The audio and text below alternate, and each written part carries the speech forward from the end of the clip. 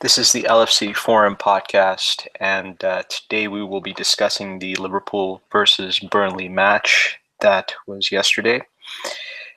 With me, I have Paul. Paul, how are you today? Yeah, good. Thanks, mate. How you doing? Excellent, really good. Despite the disappointing result, Yeah. it's been pretty good. So let's just dive right into it. Yesterday, obviously not the result we were looking for. How did you rate the performance yesterday from what you saw? It wasn't a great performance.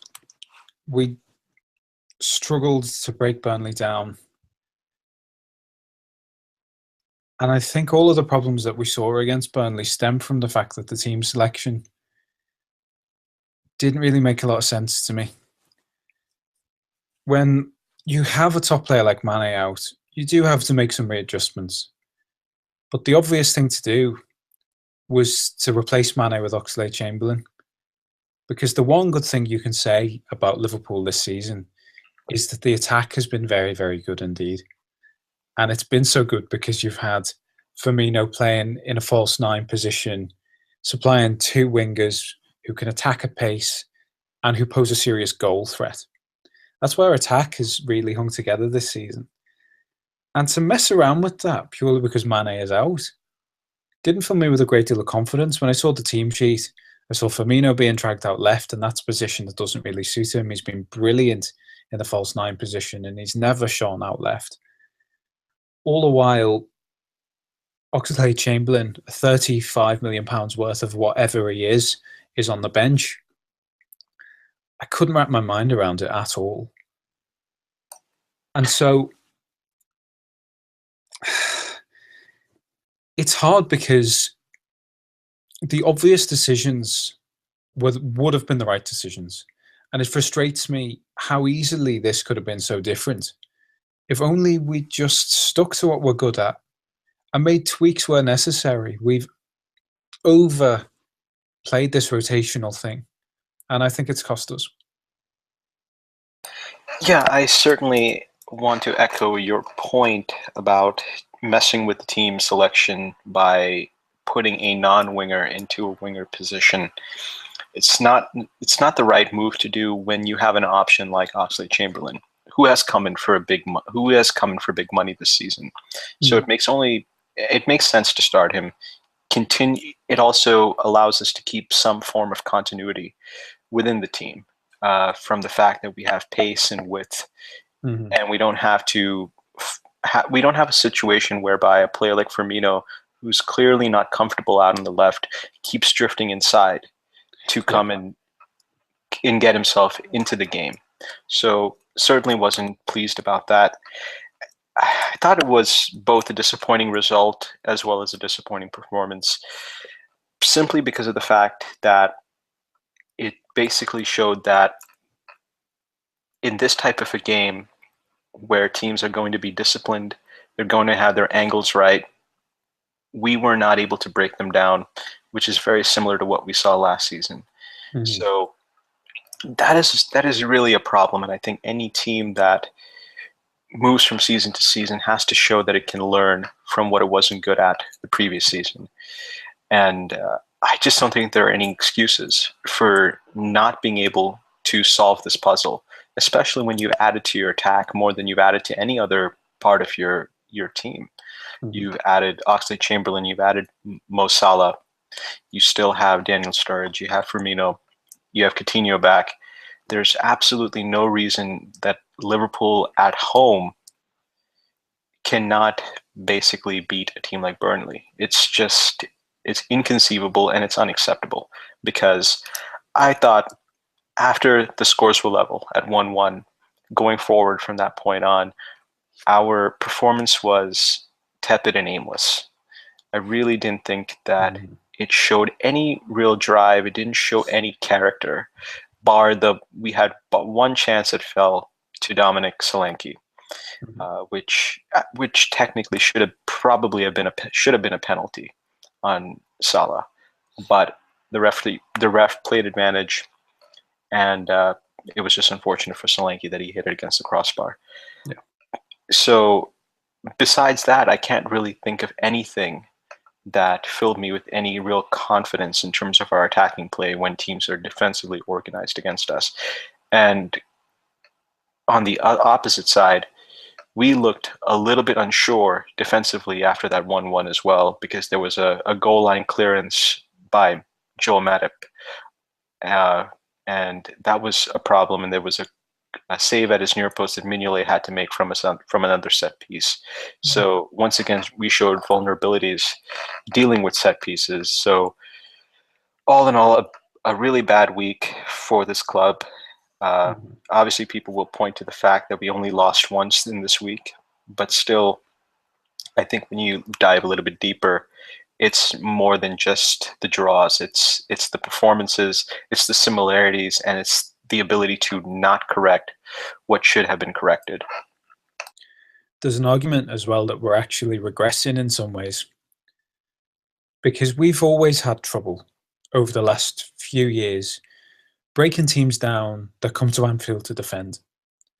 But now we seem to not be able to stop them scoring. We can't defend against teams who come to Anfield to defend. How can that be possible? We first of all can't break them down, but we can't stop them from breaking us down, even when that's not really in their plan. That doesn't make any sense to me. There was no clever movement off the ball. There was no real tempo. There was nothing to suggest that we were going to be able to break that organised defence down. And that's what you need. Your team comes to your place and parks the bus. You need your forward line to be quick, incisive. They need to be intelligent off the ball, drag markers out of position, be fast when they move forward with the ball. And I didn't see any of that. And at the other end of the field, you've then got Klavan and Matip failing to get the fundamental aspects of their defending right. When Burnley did venture upfield, and they probably felt empowered to do that by how tepid, to borrow your word, Liverpool looked going forward. When Burnley carved out that one opportunity, they took it because Matip and Klavan singularly failed to do the job that was expected of them. You look at that ball that falls to our field. First of all, Matip is side by side with his man. He's not goal side. And that is a fundamental thing that he needs to do. He needs to be between the man and the goal he's defending. That's right. And then Klavan spots this and feels like he needs to cover for Matip, who's in no man's land. He's got no chance of winning the header. Matip, basically, he's just there. Sorry, Klavan is basically just there. He's not doing anything. He doesn't challenge for a header. Both defenders absolutely stranded by the time the ball lands on Arfield's right foot and he puts Burnley 1-0 in front.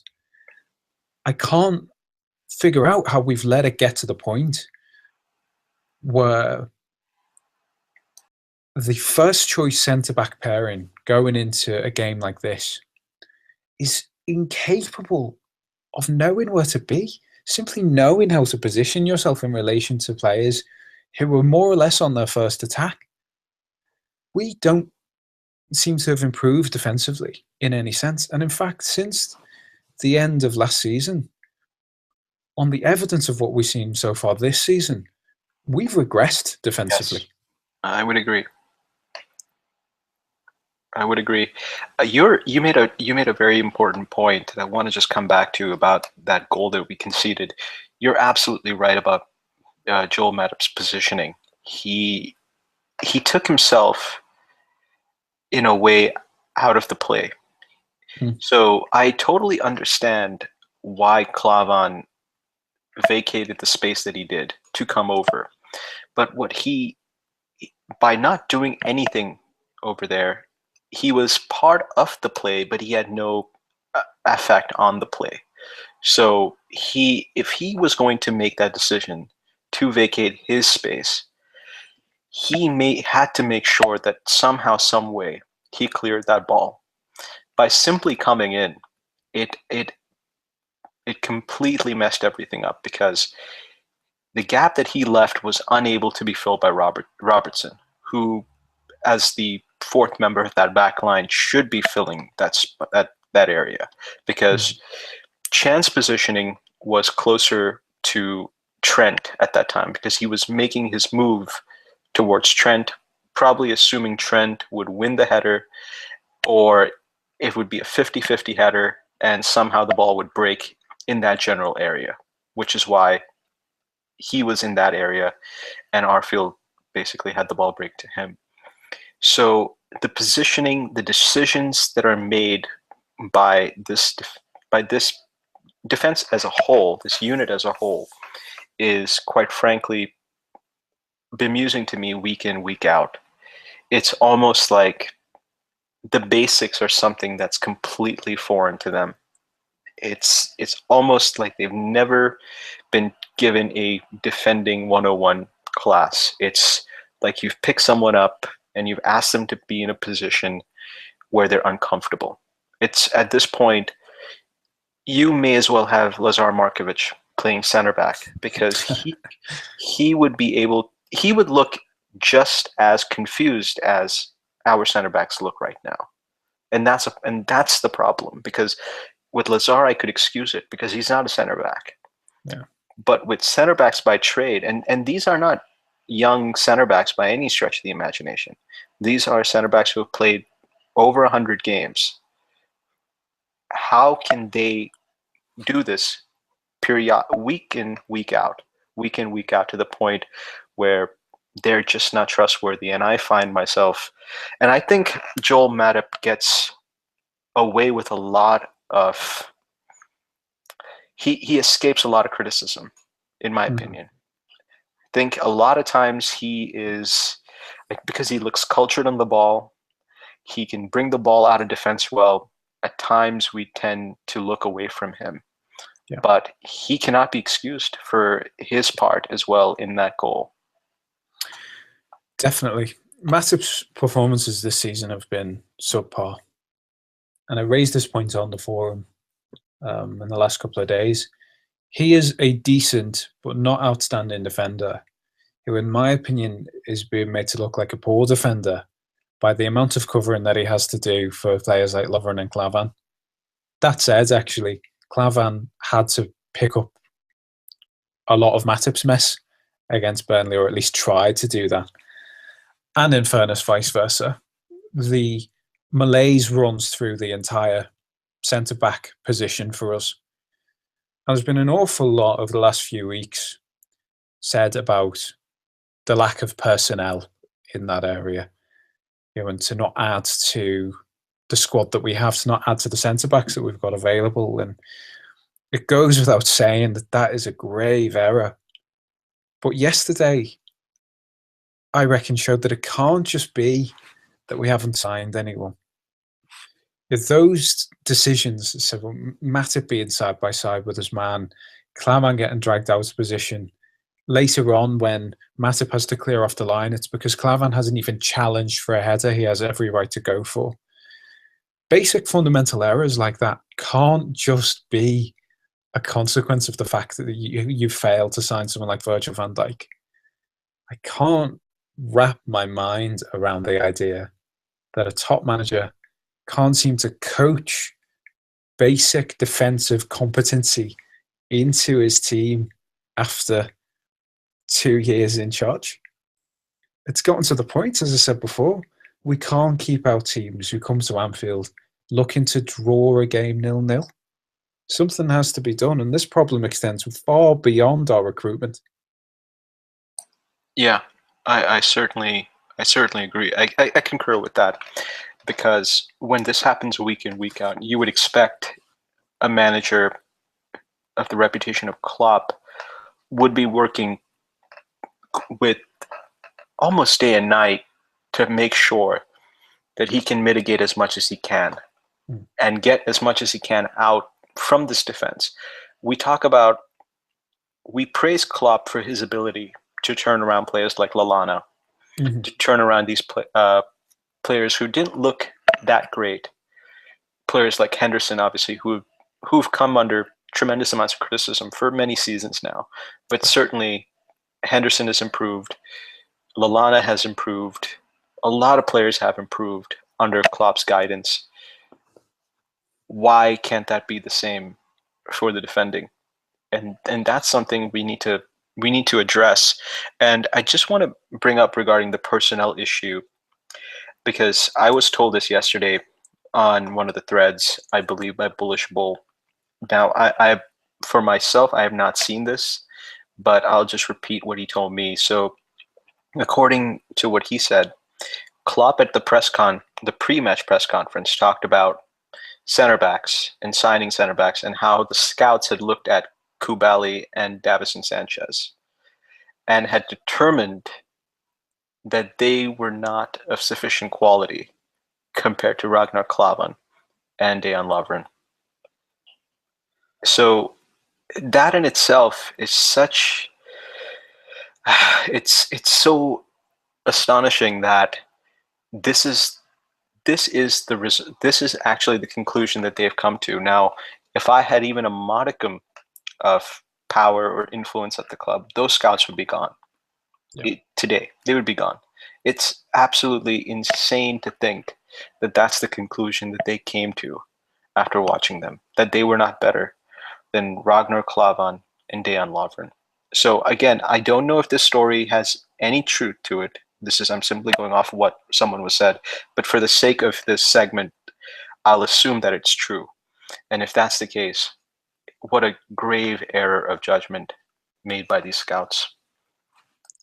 I had heard similar. I'm not 100% that he named players and said that those were the ones Right. that we'd scouted. I would be surprised too. My understanding was that he'd admitted that we had scouted alternative centre-backs who weren't Virgil van Dijk and come to the conclusion that they weren't of the required quality, which is absolute madness. In a word, it's insane. And it boils down then to one of two things. Either Klopp has the best defence available to him and he's poor at managing it, or he doesn't have the best defence available to him and he's poor at figuring out who the players he needs actually are. It has to be one of those two alternatives, and it's probably the second one. It sounds to me like, in fairness, he has tried to improve the defence. He flirted with Virgil van Dijk from a distance, but he hasn't tried hard enough, and he had his heart set on one player. And then around that one player sent out all these mixed messages, recently saying in the press that Virgil van Dijk won't solve all of our problems, which raises the obvious question. Why did we only scout one player seriously? Why did we only ever pursue, to any serious extent, one central defender this summer if the problem isn't going to be solved by signing just one?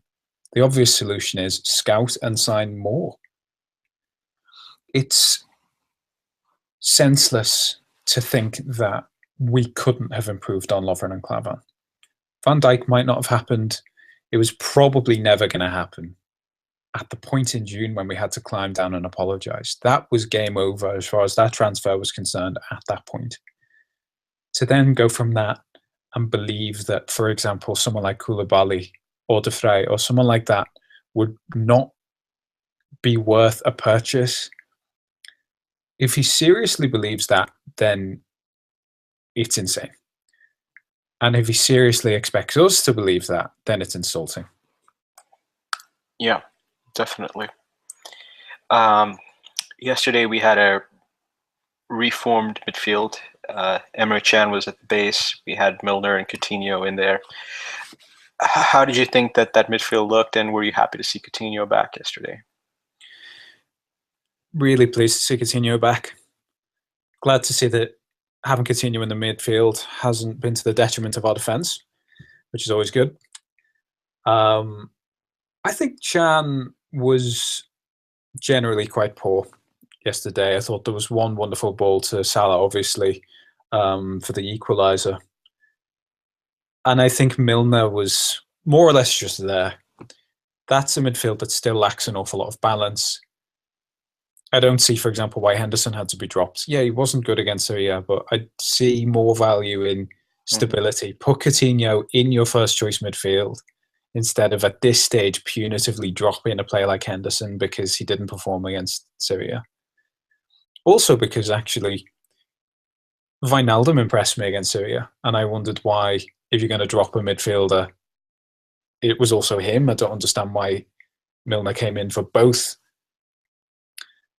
Henderson and Wijnaldum. I don't understand why they were both dropped. I'd have dropped one of them. I think Coutinho looked a world-class player without really doing anything of note. You could tell what a wonderful player he was just by the way he moves with the ball sticks to his feet when he dribbles with it. He has an aura when he plays football. Still, he didn't play particularly well yesterday. But that's because he still needs to iron out that crease of taking overly ambitious shots and passes from absolute no man's land. And the way Coutinho played was a symptom of the fact that up front, there's no movement, there's no intelligent interplay at all. And so Coutinho's performance really showed what the problem was with our forward line. Because, yeah, it's great to see him in the midfield, but when no one up front is moving for him, when no one's letting him create for them at all, the benefit that we're going to get from having a player like him in the midfield is severely limited. We have to play the right forward line that's going to get the very best out of Coutinho. Otherwise, we're going to see more of the same that we saw against Burnley.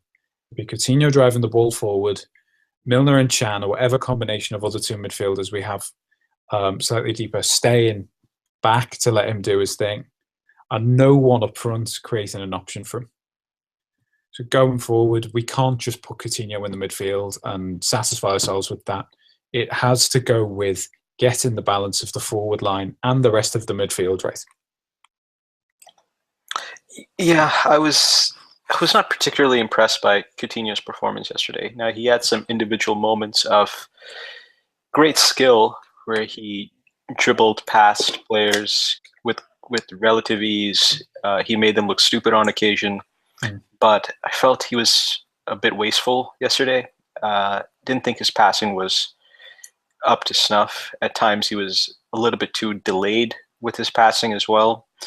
Not playing the ball quickly enough at times as well. Yeah, that's true. He held on to it for too long, but I sort of will excuse it given the fact that it's his first start for us this season. So I would say that much.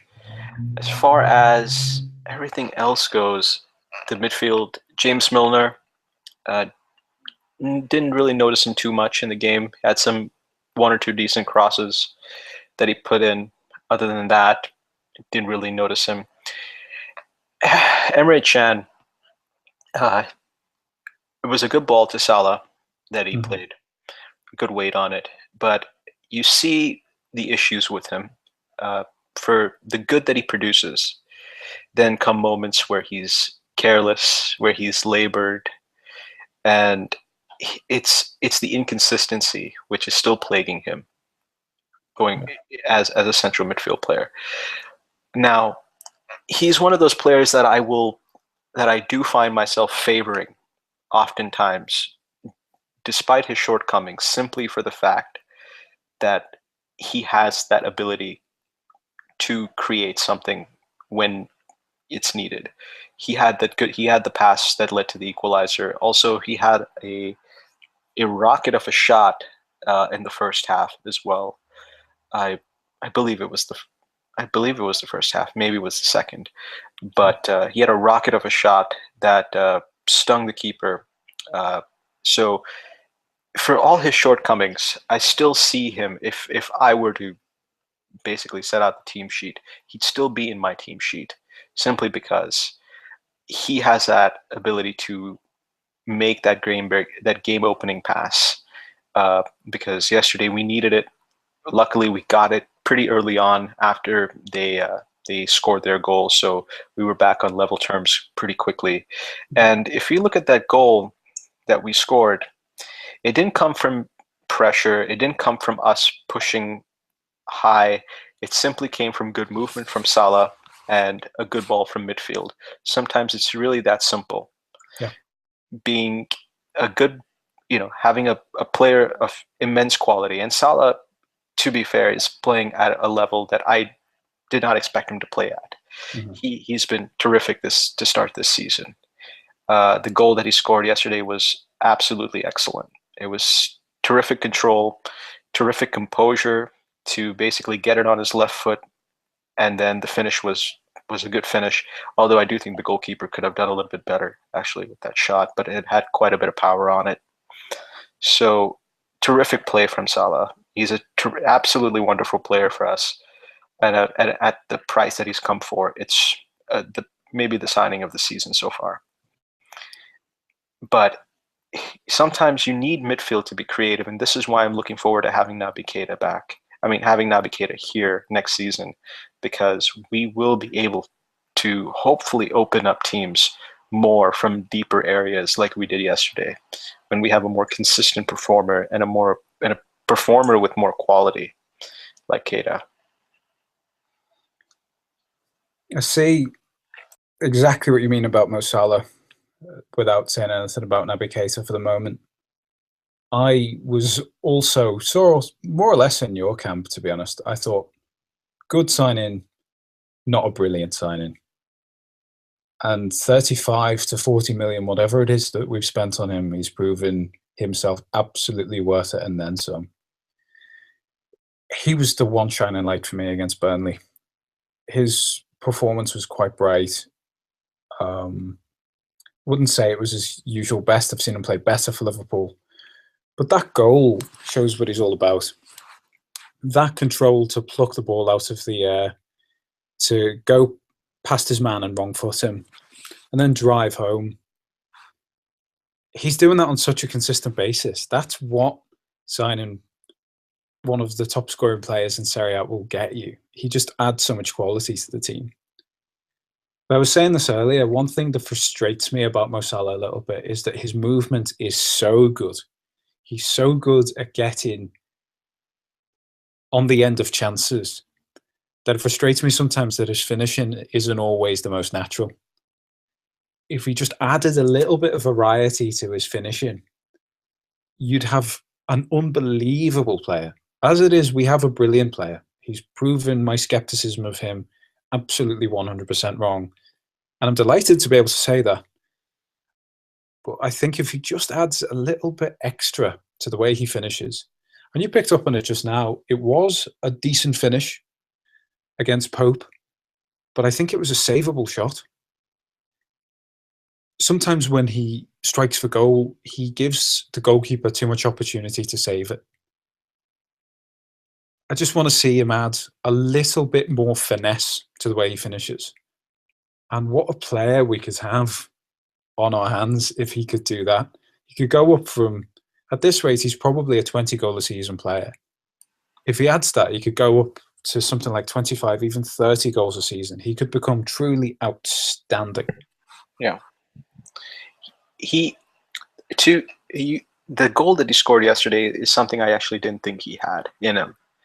I like Salah, I like his game, but I sometimes feel that moments of great individual brilliance are something that he doesn't have in him. I was totally wrong about that. I feel that sometimes some of his goals are a bit lucky. They're tap-ins. There are situations in the box that present themselves. But the goal that he scored yesterday, to pluck that ball out of the air, the first touch was brilliant. Everything about it was something that I did not expect him to have. And that's where I'm just so pleased about the signing, because he looks to me a far better player than the player that I saw at Roma. Yeah. He just looks like it's all, just like Mane last season. It looks like it's all coming together for him.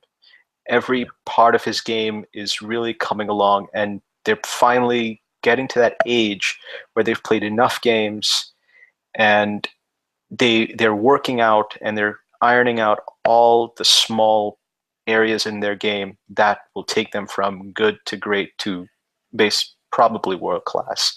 And Mane and Salah, I'm just really happy that they're here. So the only thing that maybe some of the forum members were talking about yesterday was maybe adding a prototypical traditional number 9, someone with pace, someone with good movement, and someone with the ability to basically do what a number 9 does, a great number 9 does, which is score goals.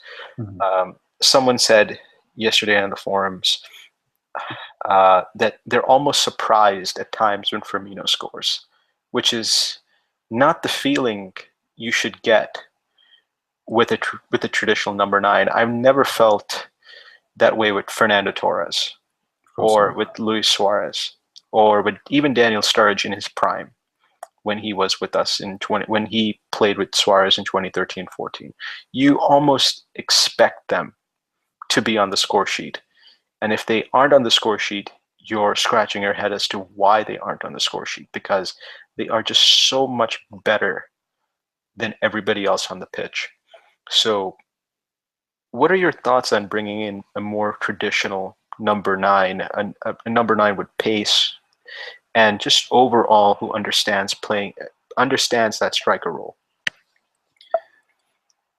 It's something I've advocated for, and it's something I'd be very, very keen to see happen. And I almost feel guilty for saying it, because Firmino playing in that false 9 role has been outstanding. His ability to drop deep and find players, to play in Mane, to play in Salah, especially early on in the season, games against Hoffenheim and Arsenal at home. Yeah, absolutely brilliant. The way he could do that, just drop between the spaces and help the attack to work. The difficulty about the discussion about Firmino at the moment is that any sense that you'd want to change the system is met with disapproval, because as far as everyone else is concerned, the system's working. Now, while that's true, you could still improve it. And to play Firmino in a more traditional number 10 role is not particularly distinct from the role we're asking him to play now. The difference for Firmino is that he's got 3 players to play in the attack and not just 2. And it's such a much more natural position to put him in. He's a creative player. His dribbling is magnificent. His ability to spot a pass is brilliant too. His interplay is what really sets him apart. It's what makes him a world-class player. He is not a world-class finisher. He can't spearhead an attack. If we then go into January and we sign a top number 9, Timo Werner from the top of my head could be an option. If we were to be able to play Firmino behind Werner, Mane and Salah, that is in every sense preferable to what we have right now, which is good. But it could be better. To have a traditional number 9 who can spearhead an attack, and to have Firmino able to provide for 3 players and not just 2, would improve us. Absolutely. Yeah, and also the burden of him being the spearhead of the team, the burden that comes when you are in that position to score goals as well. I mean, make no mistake about it, even though he plays in that false 9 role, he is still playing in a number 9 role. He is expected to score. That's one of the things that comes with the territory of playing up front. You are expected to get on the score sheet. Almost game in, game out. That's an expectation there. And his overall play out, I agree with you, has been superb. I cannot fault him at all this season. So this is not really an indictment on him, as it is on it's not an indictment on anybody. It's just simply saying, can this get even better? Can this attack get even more lethal? Can it take an even bigger step up? And I think it certainly can. And it should, in fact, take a step up. Probably not. It's not going to be this season, but it's going to be next season. And if it is a player like Timo Werner who continues to develop his game, and while we're signing Naby Keita, I wouldn't be surprised if we make a move for him. He seems to be destined for big things, Timo Werner. So I would be very happy to welcome him here at Liverpool. After yesterday, also, let's talk a little bit about Klopp and some of the criticism that he's been receiving this season now, especially in the wake of this entire week, the performances, the decisions he's made. Is he getting in his own way from time to time? Yeah, in every respect. He shoots himself in the foot with decisions that don't make sense, and the vast majority of us understand that they don't make sense. I hate to bang the drum about the defence again and again and again, but that's his biggest mistake. Failing to coach the defence properly, failing to add to that defence. We've been through that routine many times. But also things like his team selections, his in-game management. They are the decisions of a man who feels under pressure for some reason. They seem like he's almost picking options out of a hat and seeing what sticks. And he's becoming his own worst enemy. It didn't make any sense to move Firmino out wide yesterday. There was no one other than him that made him do that. And that was a decision that cost us. And for me, it's one of many. He is a manager who has had a wonderful career. He's achieved brilliant things in the game. And I'm still on some level excited to see where he can bring. But I feel a very slowly growing skepticism toward how far he can take us. Because looking at Liverpool this season, I'm scared to think what could happen. Because call a spade, barring Arsenal at Anfield, Liverpool have been poor this season. Yeah. And I have to say, in no uncertain terms, that's the manager's fault. I do get your point about the growing skepticism because teams are improving. Today, United dispatched Everton. I think the scoreline in that game flattered United considerably. Mm-hmm. Yesterday, City thrashed. Was it Watford? I'm not sure. Yes, it was. Yeah. Yeah. So they thrashed Watford. These Manchester clubs are, for all intents and purposes, going to be in that top four. Yeah. The next group to make that top four is going to be between us, Chelsea, and Tottenham.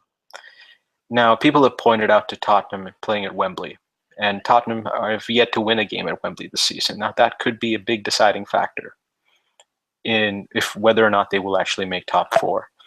But failing to make top four again this season, I'm not anticipating a title challenge this season, but failing to make top four this season is, for me, a real problem, because top four cannot be a thing that comes once every 3 to 4 seasons. If you're looking to break out of those doldrums, so to speak. This is a very important season for Klopp, more important than last season, because he needs to show that we can really get to the point whereby there's a phrase in coaching sometimes. It says, if you're not getting better, you're getting worse. There is no in between. There is no stagnation. There is no you remain the same. If you're not getting better, you're getting worse. And we need to see if we're getting better. This is not a situation where I'm saying Klopp, his job is on the line or his job should be on the line. It's simply that it's an important season for him. And I hope that when he has an opportunity in January to go out and reinforce this squad, he should take that opportunity. There should not be a situation whereby the right player wasn't available or something like that, because there is an opportunity to make sure that the season is a success as well, because as of now, we're in every competition. Yep. I don't see why we cannot finish in the top four. and perhaps make a good run in the Champions League and maybe even win a trophy like the FA Cup. Sure. I think that's a very reasonable expectation of where Klopp and this team should be at this point. But I think that's where I come down on Jurgen Klopp. This is not a situation where I think his job is under threat, nor should it be under threat. But it gets back to the point that how far can he take us? And will he be the guy to take us there? Or will he be the guy before the guy who will come and take us there? So that's where I come down on Jurgen. Any thoughts on the rest of this Premier League weekend that you want to talk about regarding some of the opposition that you got to see over this weekend? I must say the Manchester clubs look very impressive. Really, really impressive. 4-0 did flatter United. But to finish 4 goals ahead of, you have to say, a decent team, even though they're playing pretty poorly at the moment, to carve out a 4-0 victory when you're not actually playing that well is really something else. And the personnel that they've added directly answered the problems that they had. They didn't have enough control in the midfield. With Ibrahimovic out for a while, with Rooney gone, they needed goals. And they went and got both of those things, and they are absolutely transformed. I hate to say it, on the evidence that we've seen so far, Man United will have a very big say in who wins the title. The only team I can see that could stop them is Man City, who just seem to be blowing teams away at the moment, and we know all about that. Yeah, especially early in the season, City usually do start the season off very strong. I have to say that if I had to pick between those two as to who would be my favorite, if it were between those two, I would pick United. I just think that they're a better balanced team. I can't really say enough about the signing of Nemanja Matic. I think he's a terrific player who was added at a cost that was really quite unbelievable. And for quite a few seasons now, they've been adding in a lot of very good players. You know, this is starting back from when they added Juan Mata, and then they've added Anthony Martial, and then they've added Henrik Mkhitaryan. Ibrahimovic was there last season. He's there again this season. Paul Pogba. And then they added Romelu Lukaku, who's a terrific striker. He can be wasteful, but he's a terrific striker. Mm-hmm. And they have a brilliant young player in Rashford. Absolutely. And then they have nice complementary parts and pieces in Herrera and Fellaini. And I'm not a particularly big fan of Fellaini, but I do think he's effective. And they've added to that back line. They've added Eric Bailly last year. They added Lindelof this year. I'm not a very big fan of Smalling or Phil Jones. I still think that there's some weaknesses there, and I think their fullbacks can be gotten at But I just think overall they have a very well put together squad, and I think season in and season out of spending money eventually will produce results with a manager like Jose. So that's my thoughts on between the Manchester clubs. Even though City just look terrific and they have a plethora of attacking talent that is, in my opinion, maybe the best in the Premier League, with Bernardo Silva, Sane, Sterling, Aguero, Gabi Jesus, De Bruyne. It's terrific. It's unbelievable. But at the same time, I just think Mourinho has this ability whereby between him and Pep, with the squads that they have, I would favor Mourinho over them. I just think there's a toughness in United that City don't have. Yeah. I hate to say it, but I agree. Yeah. I would be very surprised if the title didn't go back to Old Trafford at the end of this season. And I would be disappointed. I would really be disappointed if it did. But they've added really well. And sometimes when you make the key personnel moves, and I think that's one of the things about Mourinho, which I wanted to make a quick mention of. I think in his mind, he realizes it's that players win trophies, not managers. It's a very it's almost like he for all his ego, for all his bluster, he gets that one fundamental aspect that Mhm. to win you need players win. It's not managers, it's not coaching that necessarily wins things. Oh, it does play a part, but at the end of the day, first and foremost, make sure you have a damn good team when you put a damn good 11 that takes the field every time. Mm. And I feel that stubborn managers sometimes who get stuck up on coaching, who think that everything can be solved by the players that they have, it doesn't always work out well for them. One thing Mourinho's good at, and it's absolutely mad that, two Liverpool fans on a podcast are now suddenly in the business of praising Jose Mourinho, but we'll do it anyway. One thing that Mourinho is very, very good at is pragmatism. I remember that 2010 European Cup semi-final, Inter versus Barcelona, and he was criticised for the way Inter Milan parked the bus. They basically just defended and defended and defended and frustrated Barcelona, caught them on the break, and qualified for the final. And when he was criticised for that after the final whistle went, to paraphrase him, he compared it, as far as I remember, to racing against a Ferrari on a bicycle. I mean, how are you going to win? He says, the only way I can win is by sabotaging you. And so, yeah, he definitely understands that players are the operative factor. But he's also very good at taking into account what his players can and can't do and using that against the opposition. Say, well, this Inter team can defend, we'll defend. He's good at getting what he needs to get out of his teams.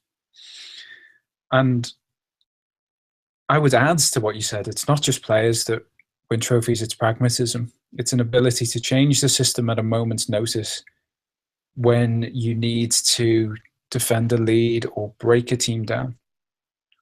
And I have to say that that's one of the things that Jose Mourinho is very good at getting his teams to do. Yeah, absolutely. So I think we can probably end this podcast here. Not on was on the best of notes when you're talking and praising United, especially Jose Mourinho, but I think we discussed what we probably needed to discuss about yesterday's performance and about the week in general, hoping this week would actually be better and change of fortunes for this team. But let's see if we make the necessary adjustments that need to be made for our next games. Yeah, hopefully. Yeah. Anyways, Paul, thanks for your time and have a good night. Yeah, cheers, man. Good night. Good talking to you. Definitely. Take care. Bye.